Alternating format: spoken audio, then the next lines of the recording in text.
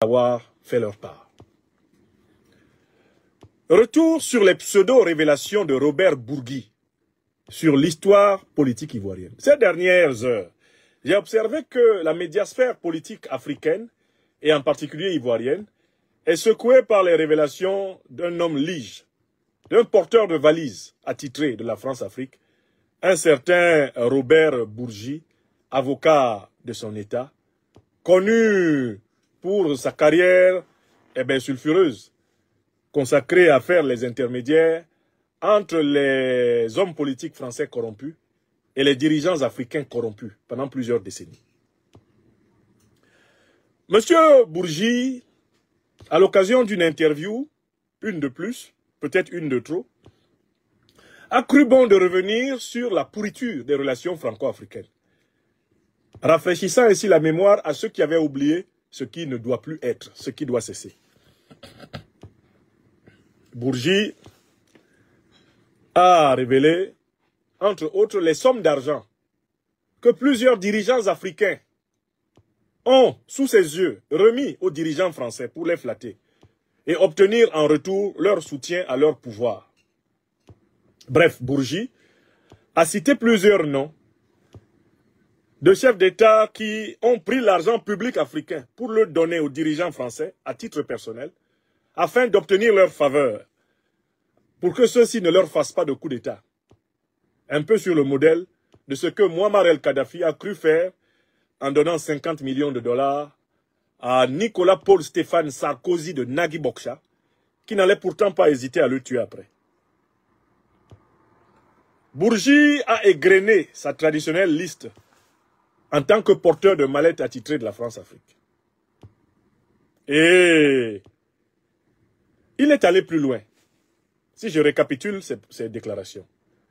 Il est revenu sur l'élection présidentielle de 2010 en Côte d'Ivoire pour dire que c'est le président Laurent Gbagbo qui l'a gagné et que Alassane Dramane Ouattara avait perdu.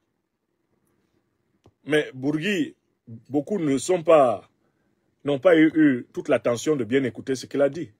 Il a dit selon le Conseil constitutionnel.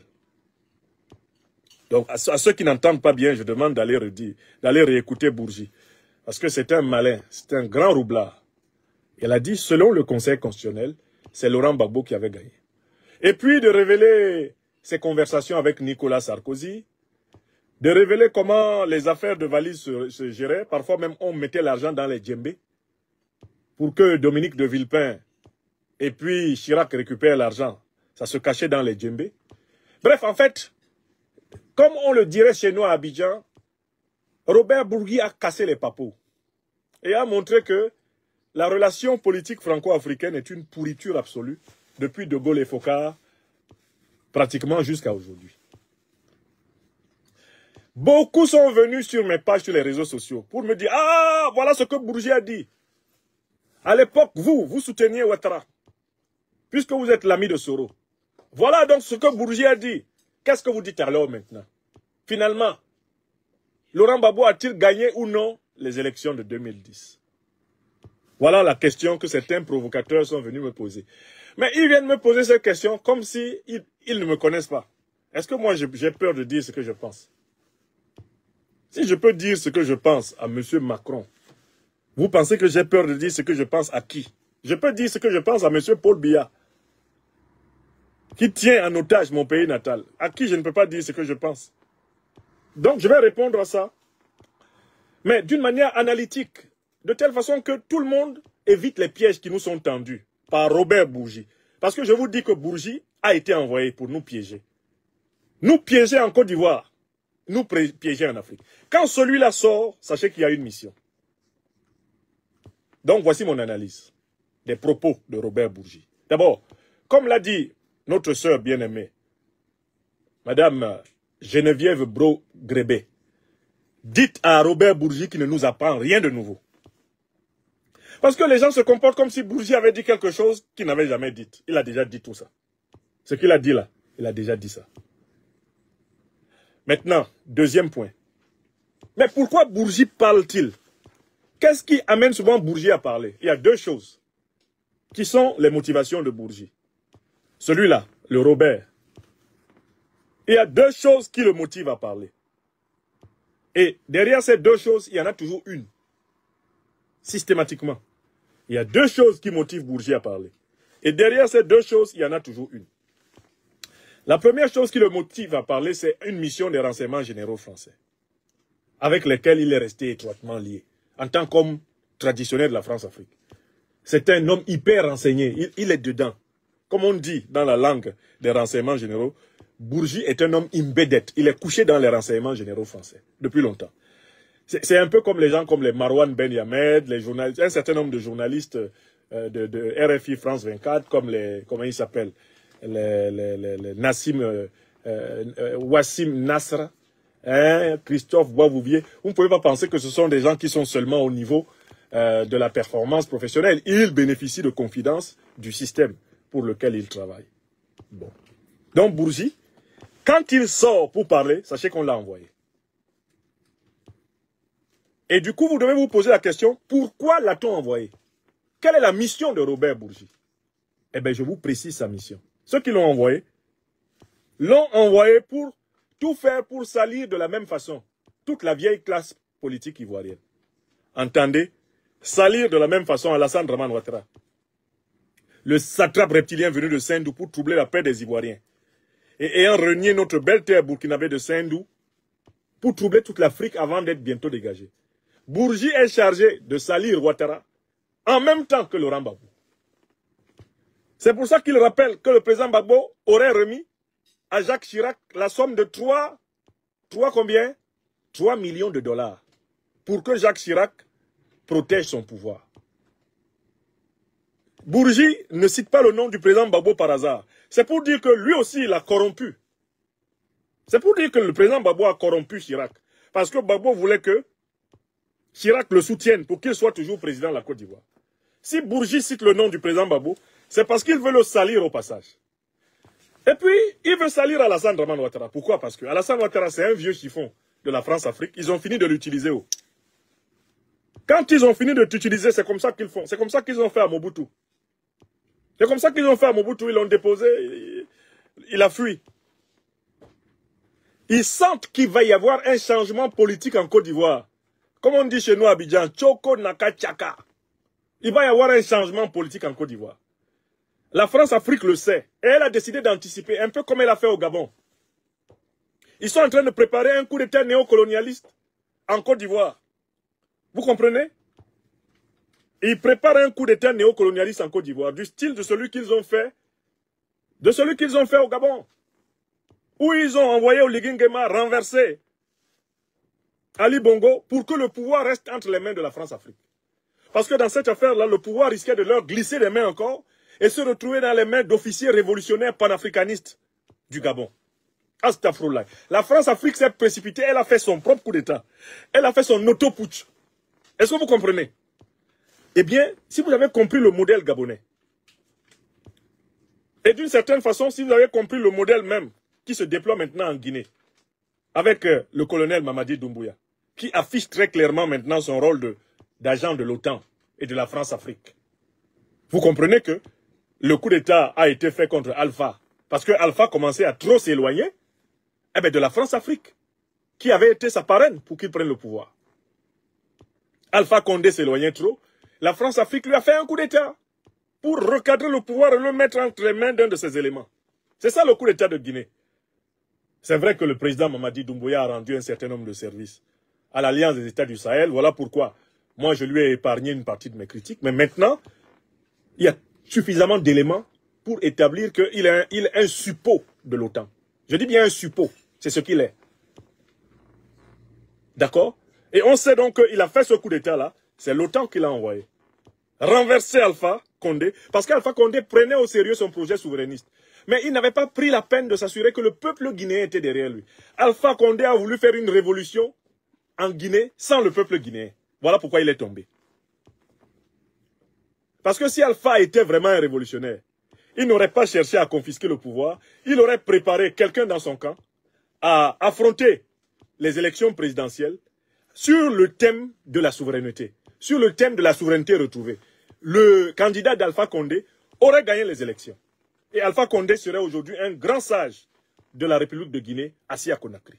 Mais comme monsieur est un narcissique, il a attrapé la dictatorite, la maladie de la présidence à vie, là où il s'est assis là, il ne voulait plus penser qu'il peut quitter le pouvoir. Pourtant, Alassane Ouattara l'avait prévenu. Quand il disait, il faut couper le cordon ombilical, il faut couper le cordon ombilical. Alassane Ouattara lui a dit, on t'entend à Paris, hein. Alpha, Alpha, Alpha. On t'entend jusqu'à Paris. Ça s'est passé en Mondovision. Hein. Alassane Ouattara prévenant le président guinéen que ce qu'il disait là allait lui coûter un coup d'État. Parce que c'est ce que Ouattara lui a dit publiquement. Et Alpha Condé a dit, je m'en fous. Moi, je n'ai pas peur de parler publiquement. Ah! Il s'en fout.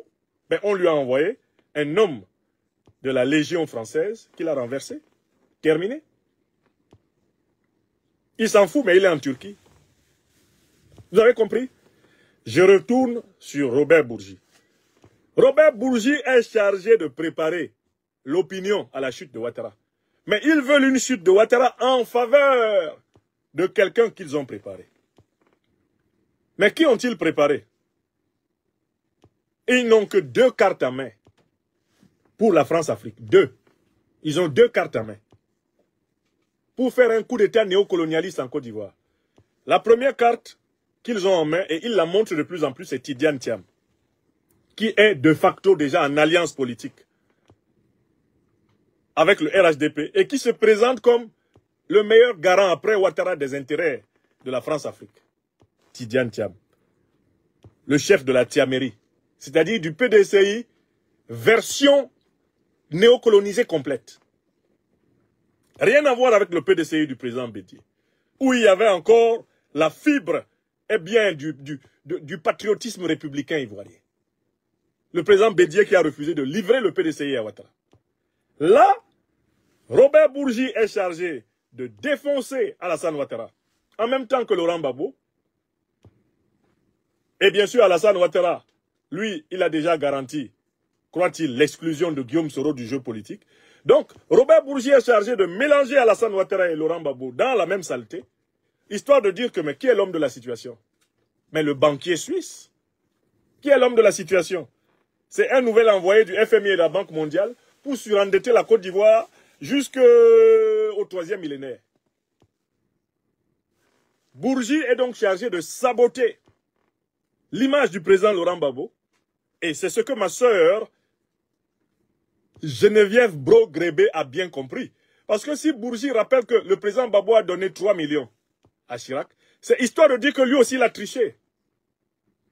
Si Bourgi dit c'est Laurent Gbagbo qui a gagné, et il ajoute selon le Conseil constitutionnel, mais qu'est-ce que ça veut dire? Nous étions tous sur la terre. Le Conseil constitutionnel a dit que le président Gbagbo a gagné. Tout le monde le sait que le Conseil constitutionnel l'a dit. Mais qu'est-ce qui s'était passé à l'époque? Il y avait 6 ou 7 régions du nord de la Côte d'Ivoire qui avaient été retranchées du décompte du vote.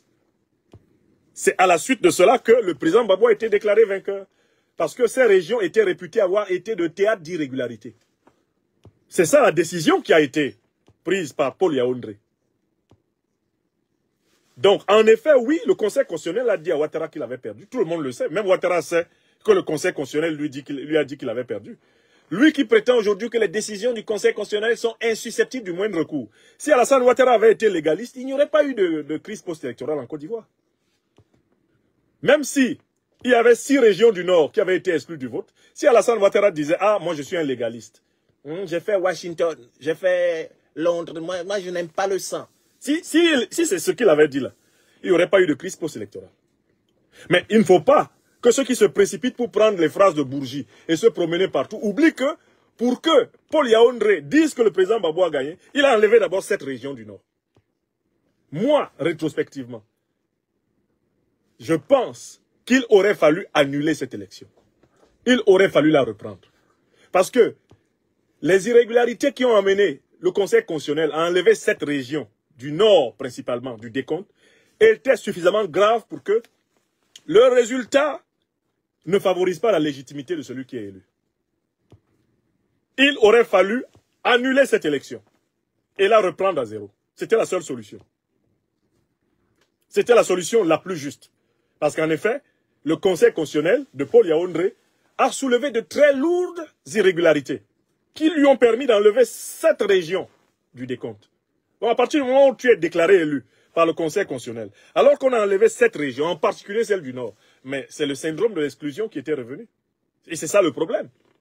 De l'autre côté, la Commission électorale indépendante, soutenue par l'ONU, qui prétendait avoir certifié les élections, dit le contraire. Donc il ne faut pas que les gens essayent de réécrire l'histoire comme si on n'était pas là.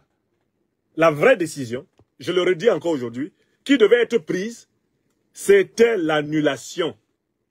Paul Yaoundé, au lieu de se laisser posséder par le diable, aurait dû sortir à la télé et dire « Cette élection est entachée de trop fortes irrégularités. Dans plus de 7 régions du pays, nous pensons qu'il y a eu du bourrage d'urnes. On ne peut pas, dans ces conditions, proclamer quelqu'un élu. Donc l'élection doit être reportée. Le Conseil constitutionnel demande la reprise de l'élection. » Paul Yaoundé porte une très grande responsabilité de n'avoir pas risqué sa vie pour dire ça. Yaoundé devait dire, c'est ce que je dis, même si vous me tuez. Il n'y a pas d'autre décision ici. Et cette décision aurait été juste. Or, qu'est-ce que le professeur Paul Yaoundé a fait? Il a commencé par dire que le président Gbagbo a gagné. Si Ouattara était légaliste, il acceptait. Mais Ouattara n'a jamais été légaliste, c'est un légiphobe. Il a préféré faire la guerre et il était soutenu pour cela par toute l'opposition. Les gens pensent toujours que Alassane Ouattara était soutenu exclusivement par Guillaume Soro et les forces nouvelles pour forcer Laurent Gbagbo à donner le pouvoir. Mais Alassane Ouattara n'était pas soutenu que par Guillaume Soro. Il était soutenu par le président Aimé-Henri Konan Bédié. Il était soutenu par le PDCI qui nous traite de rebelles, là. Nous, les camarades, les compagnons de Guillaume Soro. Parce que Guillaume Soro a fait le coup d'État de 2002. Et a soutenu Ouattara en 2010. On veut faire comme si rebelle, là, ça s'applique seulement à Guillaume Soro et à ses camarades de GPS.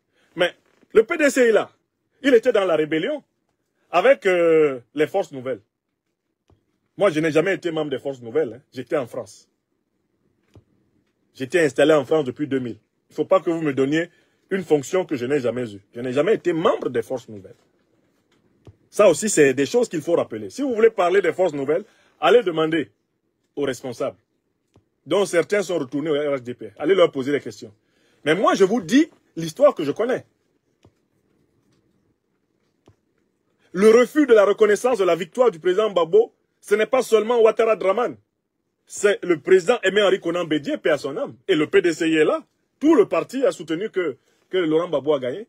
Tout le parti a soutenu qu'Alassane Ouattara a gagné. Le MFA est là. L'UDPC est là. Ils ont soutenu ça. Donc, rétrospectivement, qu'est-ce qui s'est passé? Je conclus sur cette affaire d'élection. Mais en fait, cette élection devait être annulée. C'était une élection entachée de graves irrégularités. Ni le président Laurent Gbagbo, ni le président Alassane Ouattara n'ont été régulièrement élus dans cette élection. Voilà la vérité. Et quand il disait qu'il fallait recompter, le président Gbagbo avait raison. Mais le problème c'est, est-ce qu'on pouvait recompter là où les urnes avaient été bourrées? Non. Et c'est pour ça que je pense que le recomptage n'était pas la solution. La solution aurait été qu'on suspende pour 3 ou 4 mois, qu'on arrange et qu'on prenne des dispositions pour qu'il n'y ait pas les dérapages constatés et qu'on organise l'élection. On organise l'élection. Mais manifestement, il y a des gens qui ne voulaient pas que l'élection soit réorganisée. Parce qu'ils avaient prévu de prendre le pouvoir en bombardant le palais présidentiel ivoirien.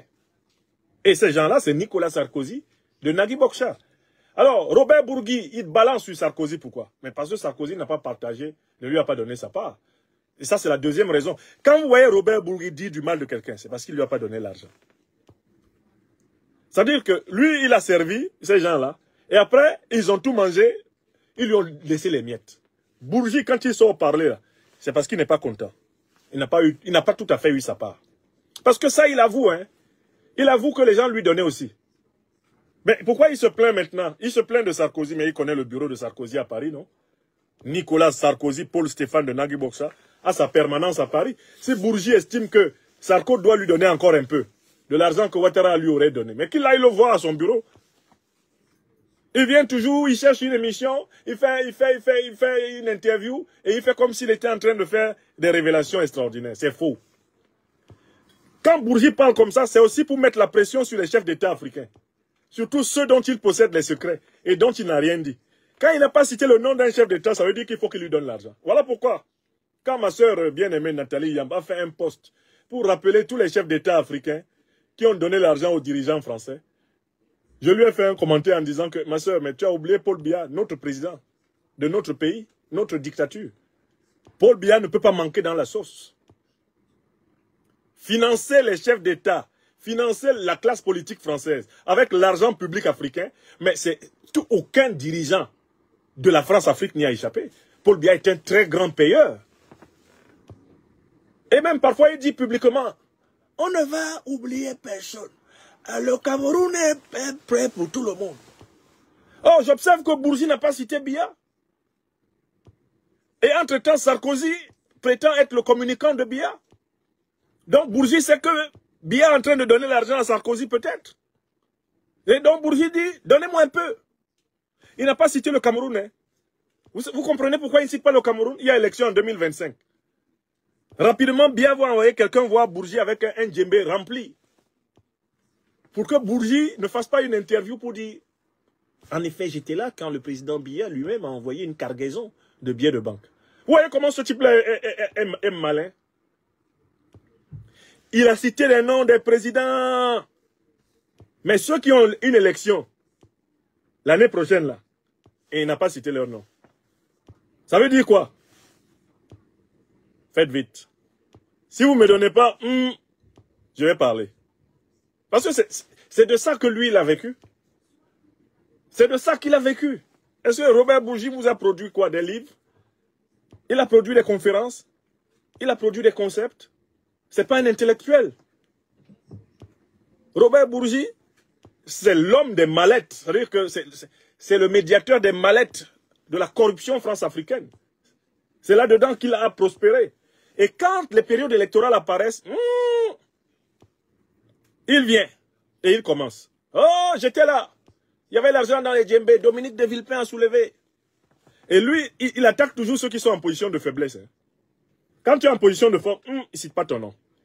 Quand tu es possiblement en capacité de l'appeler pour lui donner l'argent, il ne cite pas ton nom. Il ne cite pas ton nom. Donc j'ai remarqué que, mais, où est le nom de Paul Biya dans la liste? Ce n'est pas possible qu'on fasse une longue liste des gens qui donnent l'argent pour corrompre les dirigeants français et on oublie l'un des grands donateurs. Paul Biya, qu'est-ce qu'il n'a pas donné aux dirigeants français? Et lui, il donne à gauche et à droite. Hein? Tous les dirigeants là, de la France-Afrique, ils donnent à gauche et à droite. Parce que dans tous les cas, ils se disent que celui qui gagne pourra être reconnaissant. Je donne à la droite, je donne à la gauche. Même s'il faut donner à Marine Le Pen, je donne aussi. Comme ça, dans tous les cas, je contrôle celui qui est à l'Élysée. Est-ce que vous êtes en train de comprendre? Je vous explique le comportement de Bourgi. Hein. Et puis, en dernière analyse, tout ce qu'il fait profite toujours au plan tactique du néocolonialisme français. Quand vous le voyez sortir comme ça, il a une mission. Et comme le dit le président Laurent Gbagbo, ce malin de Bourgi, quand tu l'envoies, il sait s'envoyer. Donc, on l'envoie fragiliser le président Gbagbo, présenter le président Gbagbo comme un corrupteur. On dit, profite-en pour taper sur Ouattara. Ce qui va faire que tout le monde va dire, oh, Tidiane, le bureaucrate, oh, le brillant polytechnicien, oh, le chef du Crédit Suisse, c'est lui qui peut... Ah, le doux Tidiane, c'était quel agneau ce géant sénégalo-ivoirien. Oh, qu'est-ce qu'il est beau. Dans tout ça, ils parlent comme ça. Hein. C'est pour préparer le savon. Mais s'ils ne peuvent pas placer Tidiane, ils veulent organiser un coup d'État militaire par un officier au service de la France-Afrique, comme Oligui Nguema au Gabon. Écrivez ça. Moi, je vous dis souvent mes choses. Quand ça arrive, vous venez dire ici, ah, grand prof, tu avais dit. C'est ce que je vous ai dit. Toutes les manœuvres de Bourgi ont pour but de préparer les esprits à un coup d'État néocolonialiste, soit civil, en faveur de Tidiane Thiam, soit militaire, en faveur d'un soldat, d'un officier aux ordres de l'OTAN. Parce qu'eux, ils ont un seul problème. Il ne faut pas que la Côte d'Ivoire leur échappe, comme le Mali leur a échappé, comme le Burkina leur a échappé, comme le Niger leur a échappé. Est-ce que c'est clair pour tout le monde maintenant? Bon, vous comprenez pourquoi ils ne veulent pas que je parle sur les réseaux sociaux? Parce que quand je viens parler, je vous ouvre les yeux pour ceux qui dormaient. Maintenant, vous avez compris pourquoi Bourgi sort? Pourquoi on lui donne tous les médias? Pourquoi tous les médias de la France-Afrique sont à sa disposition? Vous avez compris pourquoi il sort? On l'a envoyé. Et dedans, il s'envoie. Il cite certains noms, il oublie d'autres. Les chefs d'État dont il a oublié les noms, après il appelle leur cabinet. Vous avez remarqué, hein, quand j'ai parlé sur France 24, sur TV5, je n'ai pas cité le nom du président Biya. Hein. Vous avez remarqué, hein, c'est pas un oubli. Hein, c'est pas un oubli. Vous avez compris? C'est ça leur problème. C'est dans ça là ils mangent. Ils mangent dans les oublis tactiques. Voilà. Et donc, le cas Bourgi est éclairé. Ce qu'ils ne veulent pas, c'est que l'homme politique ivoirien, le plus engagé au cœur de l'Alliance des États du Sahel, ils ne veulent pas qu'il prenne le pouvoir en Côte d'Ivoire. Quel est l'homme politique ivoirien qui est maintenant à Bamouania? Quel est l'homme politique ivoirien qui est prêt à engager pleinement la Côte d'Ivoire dans la Confédération de l'Alliance des États du Sahel, dans une coopération étroite? Quel est cet homme politique? À tout prendre, il y en a deux. Mais le premier, c'est celui qui vit là-bas à Bamouania. C'est Guillaume Soro. Il a été le premier à prendre fait et cause pour l'AES. Il a pris fait et cause pour le Burkina, le Mali, le Niger, quand ils étaient même dos au mur. Nous autres, on est allés là-bas quand il y avait embargo. On n'a pas attendu. On est allé là-bas quand c'était interdit d'aller au Mali. On s'est levé ici, on est allé. Il fallait se lever pour entrer au Mali en février 2022. C'est là où on disait tu es garçon. Quand le monde entier disait, oh, si tu vas là-bas, ça veut dire que tu es contre nous. Nous, les compagnons du leader Guillaume Soro, on est allés là-bas. Oh, si vous allez en Russie, vous allez voir. Pourquoi? Nous ne sommes pas des Africains à qui on dit où ils doivent aller. Moi, je suis allé. J'ai le droit. Ça, c'est pour montrer aux Africains que c'est possible. Faites-vous respecter. Si vous ne vous faites pas respecter, on ne vous respecte pas. Si dès qu'on fait tu t'évanouis. Mais les gens qui sont derrière toi, ils vont faire comment? Quand on va faire ha. Donc, en fait, ils ont un problème. Ils ne veulent pas que Laurent Gbagbo et Guillaume Soro soient candidats à l'élection présidentielle 2025. Et les révélations de Bourgi ont pour but de cornériser l'opposition intérieure incarnée par le président Laurent Gbagbo et l'opposition placée à l'extérieur dont le leader est Guillaume Soro. Il faut que ces deux leaders-là, de la véritable opposition à Ouattara Draman, il faut qu'eux, ils soient écartés. Et qu'on organise une fausse rivalité entre la Ouattari et la Tiameri. Voilà le plan. Voilà le plan. Celui qui n'a pas compris ça, dort en classe au premier banc. Nyambou mamé, ni normé longueur. Osengi Bouam, Ojoua, Alamawe Zoni. Voilà. Bon, dans ces conditions, non, les révélations de Bourgi, on n'en a rien à foutre. Qu'est-ce qu'il peut nous dire de nouveau? Lui-même, il est corrompu. S'il était courageux, il devrait aller dans un tribunal, se faire arrêter et emprisonner pour tout l'argent africain dans lequel il s'est baigné. Il devrait avoir honte même de parler, Bourgi. Il a mangé à tellement de râteliers, tellement de sales râteliers, qu'il ne devrait même plus sortir à la télé. Donc, il essaye de venir, à travers ces révélations, comme il voit aussi qu'il y a un rapprochement qui se fait entre le PPACI et GPS, pour que nos leaders soient candidats en 2025, ils viennent remuer le couteau dans la plaie de 2010 pour nous diviser. Et je m'adresse aux militants du PPACI, surtout sur les réseaux sociaux. Ne tombez pas dans le piège qui vous est tendu. Ils reviennent dessus pour que vous veniez sous nos pages. Ah, vous les soroïstes. Maintenant, vous avez vu ce que Bourgi a dit, vous dites quoi? Le but, c'est de créer des palabres entre nous. Parce que si nous nous fragilisons, nos deux leaders, déjà, ils ne sont pas dans les listes électorales. Alassane Ouattara ne veut pas qu'ils soient candidats. Si vous tombez dans ce piège, vous, nos camarades du PPACI, vous-même, mes camarades de GPS, si vous tombez dans le piège de vous chamailler avec les pro-Gbagbo, à cause de l'affaire de 2010, l'objectif visé par la France-Afrique sera atteint. On a envoyé Bourgi pour nous mélanger. C'est un marmailleur. Bourgi, c'est un marmailleur blanc. Ne tombez pas dedans. 2010 est derrière nous. Nous voulons maintenant libérer la Côte d'Ivoire du néocolonialisme français. Je recommence. Ivoiriennes, Ivoiriens, camarades du PPACI, camarades de Génération et Peuple Solidaire, le piège que Bourgi nous tend, montrons que nous sommes intelligents. Ne nous chamaillons pas à propos de 2010. Faisons qu'il n'y ait plus jamais de crise post-électorale en Côte d'Ivoire. Qu'il n'y ait plus jamais de crise pré-électorale en Côte d'Ivoire. Bourgi veut que nous commencions à nous chamailler. Que vous vous disiez, ah, toi tu avais dit que le président Gbagbo a perdu, maintenant tu dis quoi? Comme je vais vous répondre en disant, ah, il a donné 3 millions de dollars à Chirac. Est-ce que si quelqu'un donne 3 millions de dollars, c'est pas une clause qui doit l'exclure de l'élection? Oh, après ça va chauffer. Mais ton mentor Guillaume là, c'est pas lui qui a tué les gens à Bouaké? Hein? C'est pas lui qui a fait la rébellion de 2002? Là, les ouattaristes et les tiamistes seront assis, disent, Amina, c'est du bon, c'est du bon. Et dans leur cellule africaine de l'Élysée, ils seront contents. Ils vont dire, ah, voilà, c'est, ok. On va entendre la voix de Dominique. Qu'est-ce que c'est joli, chou? Qu'est-ce que c'est joli? Les soroïstes et les bagboïstes, ils sont en train de se taper, mais c'est pas possible. C'est magnifique, c'est ce qu'on voulait, chou. Mais, chou, il ne faut pas te réjouir trop tôt, hein. Ils sont en train de se taper comme ça, mais ce longuiligne de Thiam, j'ai l'impression qu'on le prépare dans les officines pour nous faire tomber, Dominique. Demande à la fiole de travailler sérieusement. Oui.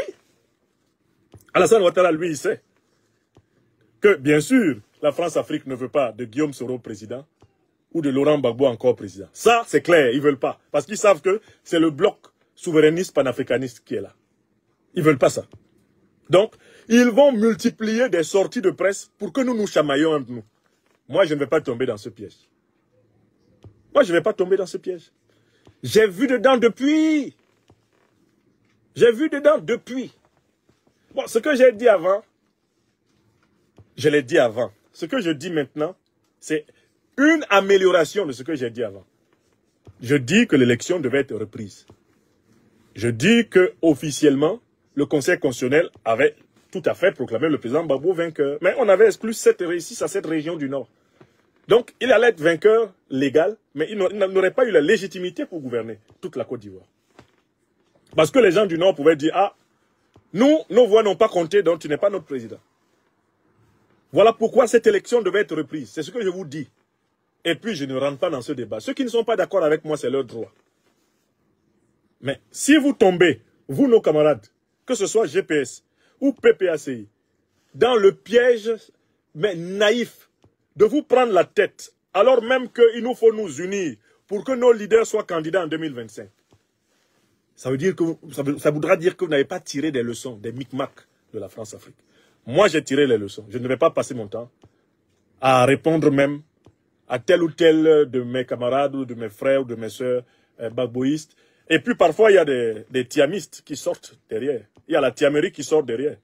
Il y a des ouattaristes qui sortent derrière pour attiser la querelle entre soroïstes et bagboïstes. Parce qu'ils voient que le PPACI et GPS ont, au moins pour la question de l'inclusion électorale, eh bien, un intérêt objectif commun.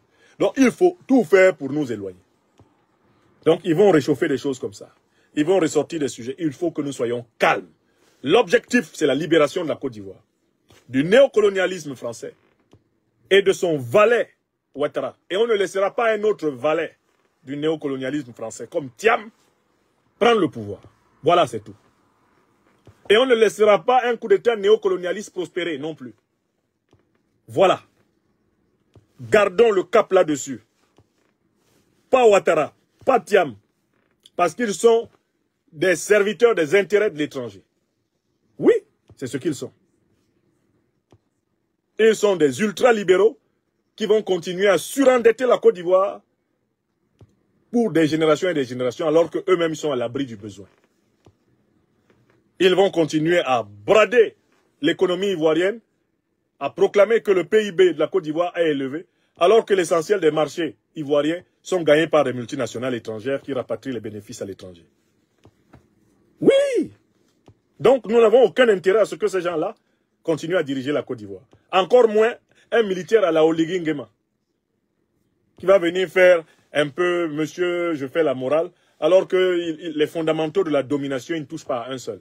touche pas à l'occupation militaire, il ne touche pas à la domination monétaire, il ne touche pas à l'intrusion, l'ingérence politique, il ne touche même pas à la domination spirituelle et morale. Il parle de quoi? C'est sûr, les fonctionnaires gabonais qui jouent au malin. Hein, il attache son visage sur les fonctionnaires gabonais. Quand il fallait trouver 10 milliards pour corrompre l'opposant, qui a battu Ali Bongo dans les urnes, là, il n'a pas attaché le visage. Il allait faire ami avec lui pour calmer le professeur Ondo. Hein? Donc, attention, en Côte d'Ivoire, ne perdons pas le cap. Et c'est ce que je voulais dire. Veuillez tout simplement vous abonner et activer la cloche de notification pour ne rien rater. Retrouvez KDV sur YouTube, Facebook, TikTok.